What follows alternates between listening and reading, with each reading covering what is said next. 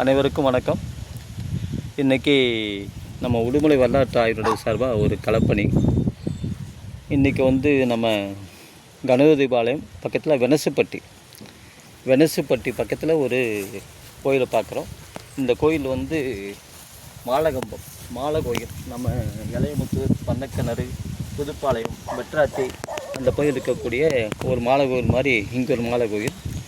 இந்த மாலை கோயில் என்னென்னா வீரகம்பம் இல்லை. நம்ம மெட்ராத்தி மாதிரி, பண்ணக்கிணறு மாதிரி வீரகம்பம் இல்லை. அதுக்கு பதிலாக இந்த காளை மாடு சார்ந்த சின்னங்கள் இருக்குது. அதே போல் ஒரு தளபதியோட உருவம் இருக்குது. நம்ம வந்து வெறுமனே வந்து இது வரைக்கும் அந்த வீரகம்பம் சமூக அடுக்குகள் பார்த்துருந்தோம். ஆனால் இதில் மட்டும்தான் பார்த்தோம்னா நம்ம ஒரு உருவ சிலை இருக்குது. ஒரு தலைவன், தளபதி, ஒரு வழிபடக்கூடிய ஒரு அரசர் சார்ந்த சின்னங்கள் இருக்குது. இதை வந்து மக்கள் வந்து மாலை கோயில்னு வழிபடுறாங்க. இங்கே வந்து இப்போ இந்த இடத்துக்கு பக்கத்தில் இருக்கக்கூடிய குழந்தைவேல், அவர் அப்பா பேர் தங்கவேலு, அப்பா பேர் குழந்தைவேல், அவர் வந்து சொல்கிறாரு. இதை வந்து எத்தலப்ப நாயக்கருங்கிறாங்க. எத்தலப்ப நாயக்கர். நம்ம வந்து எத்தலப்ப நாயக்கர் பற்றி நான் பதிவு பண்ணியிருக்கோம். இந்த உருவ சிலை வந்து ஒரு அரசர் மாதிரி மேலேருந்து அந்த ஒரு ராஜ கம்பீரமாக இருக்கக்கூடிய சிலை. இது புடைப்பு சிற்பம் இல்லாமல் இது வந்து சிற்பத்தை மாறாக தோண்டியிருக்காங்க. கல்லில் வந்து இப்போ பதிச்சிருக்காங்க. இது வந்து ஆபரணங்கள் இருக்குது. இது இடுப்பில் ஆபரணங்கள் இருக்குது.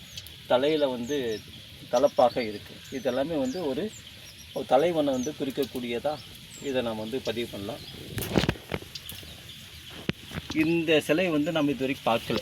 நம்ம இது வரைக்கும் பார்த்த இந்த செலவநாயக்கம்பட்டியிலேருந்து எல்லா பகுதியிலும் நல்லாம்பள்ளி, நம்ம வடக்க ஜெயன்பாளையம் வரைக்கும், வாகத்தோல் வரைக்கும், கிட்டத்தட்ட ஆமந்தகடை வரைக்கும் பார்த்துருக்கோம்.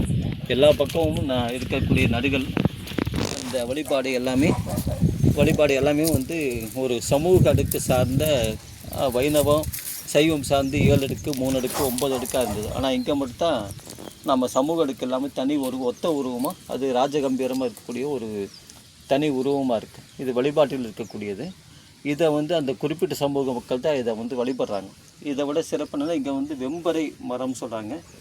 வெம்பரை மரம், அது பக்கத்தில் வக்கனை மரம்னு சொல்கிறாங்க. இது வந்து நம்ம வழக்கில் வந்து இல்லை. இது வரைக்கும் நம்ம இந்த மரத்தை கேள்விப்பட்டதில்லை. வெம்பரை மரம், வக்கரை மரம். வெம்பரைங்கிறது வேப்பு சார்ந்தது, வேப்ப மரம் சார்ந்தது. ஆனால் இங்கே வந்து இந்த வக்கனைங்கிறது வழக்கு சொல்ல வக்கனைன்னு சொல்லுவாங்க. அந்த வக்கனைங்கிறது ஒரு மரமாக இருக்குது. இது நம்ம வந்து ஒரு பொட்டானிக்கல் நேமாக நம்ம திரும்பவும் இதை ஆய்வு பண்ணணும்.